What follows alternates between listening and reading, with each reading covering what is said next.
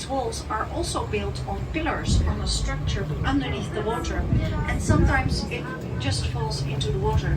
So we are checking the quality with diving teams, not every day, but there's a whole big project going on, keeping them in a good shape. So yes, we were put on the World Heritage List of UNESCO in 2013, and it's a big monument altogether. Even the trees are part of the monument. The trees are there for a reason. They keep the walls with the roots of the trees, give support to the walls. And the foliage, it doesn't get that hot if you have a green city, lots of trees. So here is the Haarlemmer Lock. This was a sea lock because in the old days, before the enclosure dike was built in 1932, we came from salty water and this is fresh water. Everything is now fresh water, but in the old days there was seawater behind the railway station.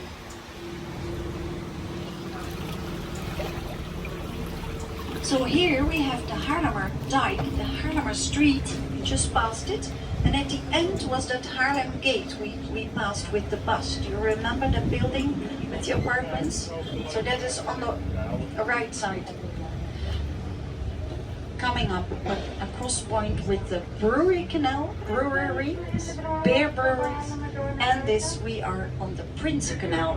Prinsengracht, canal means gracht. And there on the right side you see a whole line, a whole canal full with storage houses. There on your right you see the houses with big shutters. That's where the goods, the products from all over the world were stored. There you see the houseboats. They are protected because of the works on the walls. You see that? That's temporarily done. Those blue balloons are there to protect the ships. And then here at your right side is a beautiful house on the corner with a staircase gable. Wapeneiland, it's a cafe, and this road is leading to the market Saturday today, if I'm correct. Saturday. There, Mr. Clinton had this apple pie that became famous for famous guests or normal people. You see different types of houseboats, new designs, but also the old working boats. Coming up on your left side, a boat, a ship, a flat bottom boat with a one mast. It had brown sails. It was the working boat. It has a flat bottom here on the left side, on your left. The Lady Elizabeth, that's why I like it. But it's in a good shape, it's well painted, This is an original one, yeah. So people put them to the side to live on them after 1945. It's a traditional boat. It has a flat bottom because the Netherlands have sandy coast with sand plates and islands. So this ship could fall dry on the sand plates with low tide. And when the tide was higher, then it could set sail, bringing potatoes from Friesland to Amsterdam, for instance. Here's another type of flat bottom boat. The sword on the side is there for the balance when you sail. The balance when you navigate. Behind it is the market. It's a very big market. This part in front of this northern church is the organic farmers market, but it's also vegetables, all kinds of things you can get here on a Saturday. On a Monday, this is the vintage market, and then it's a bit smaller. It's very busy. Nice having a coffee with apple pie there on the corner with the sunscreens. Famous place for its apple pie. That northern church is one of those first Protestant churches built in Amsterdam after 1600. In 1578, the Amsterdam people started a war earlier already, 80-year war with the Spanish king because of the Catholicism and oppressing the people in the Netherlands, and they declared themselves independent in 1578 and started a riot, a kind of a revolution to become Protestant. They didn't take it any longer. But also money was involved, of course, and paying tax. But for the city it was very important.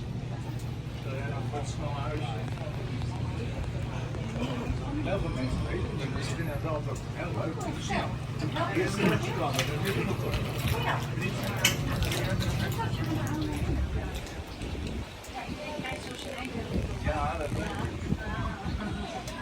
yeah, we also have the smallest house along the canals. You see it here on the right with the colored flag, this white balcony. You see that house? Very narrow house. And you know, the smaller the houses, the older they are. You see ones with only 2 floors. And those are very old. Probably behind it is the house wider. Yeah.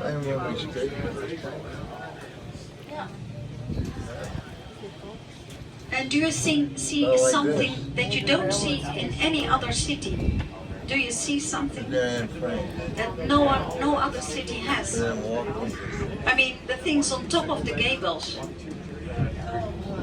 The hooks, we have hooks everywhere. The hooks are part of the construction of the houses. And there you see the hoist beams. Underneath the beams you see big doors. Those were made to store the goods from all over the world. So the big boats stayed out of the city, the products were loaded on smaller cargo ships, and they would dock in front of those storage houses and would be hoisted on top. Here you see a nice row of storage houses with a pancake bakery in it. You see the big doors.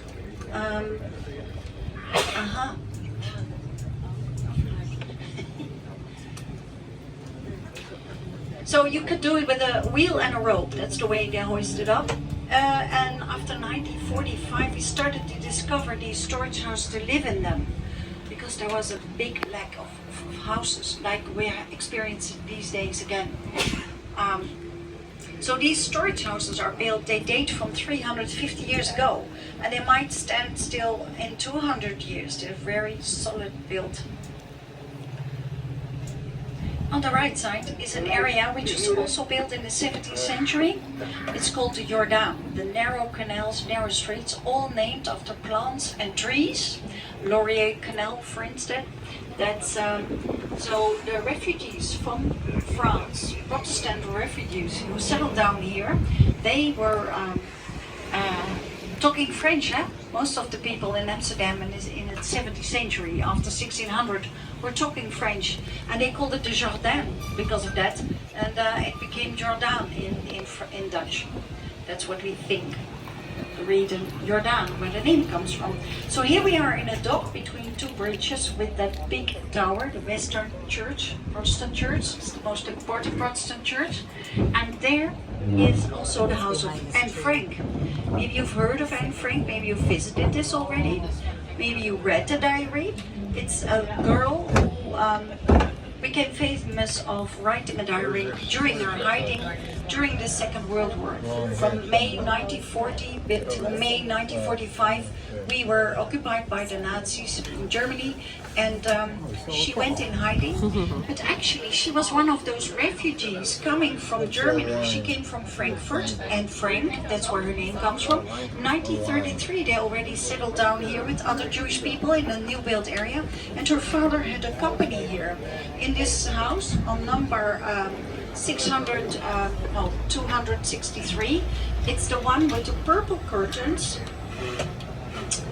and on the right side from the lunch place. So the one with the purple curtains. And behind this house was the Achterhuis, that's the title of the diary, the book. So the 2 houses with purple curtains, but the one on the left is the one, the Anne Frank house. And the whole complex is part of the museum. There's a foundation, so there's a new entrance. If you can only enter it with a time slot.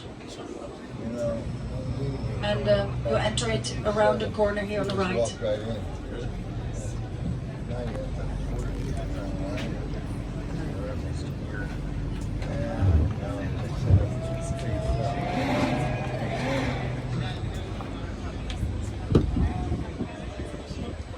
So Anne Frank's father survived the war. His wife and 2 daughters didn't. They died even April 1945.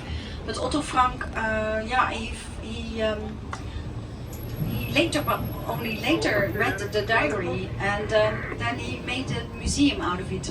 And in the 1960s, he even considered of closing it down because nobody visited. You can see what's happening now. It's like crazy. But the book got translated in 70 languages. That helps a lot. Huh?